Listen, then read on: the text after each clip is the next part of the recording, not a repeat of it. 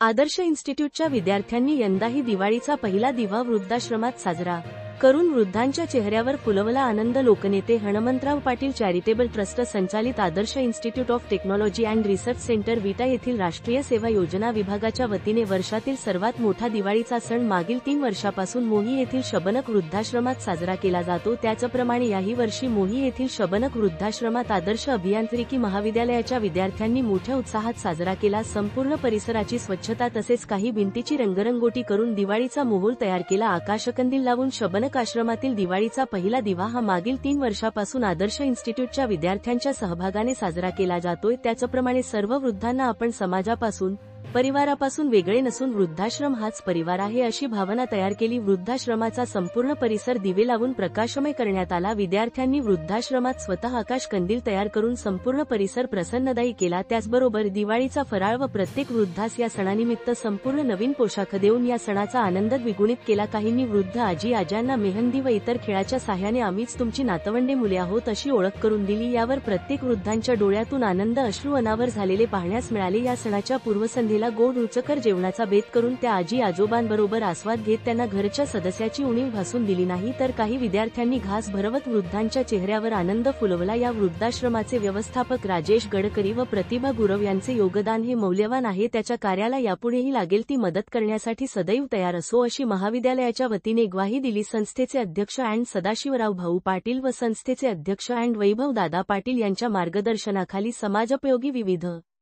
उपक्रम राबविण्यात येतात. गेले 3 वर्षे झाली आहेत. यापुढेही ही परंपरा चालू राहील अशी ग्वाही राष्ट्रीय सेवा योजना विभागाचे प्रमुख प्रा. पी. एस. शिंदे यांनी दिली. या उपक्रमात संस्थेचे कार्यकारी संचालक पी. टी. पाटील, संचालिका पूजा पाटील, आर्थिक संचालक रविराज सूर्यवंशी, महाविद्यालयांचे प्राचार्य डॉ. पी. एस. पाटील यांनी शुभेच्छा दिल्या.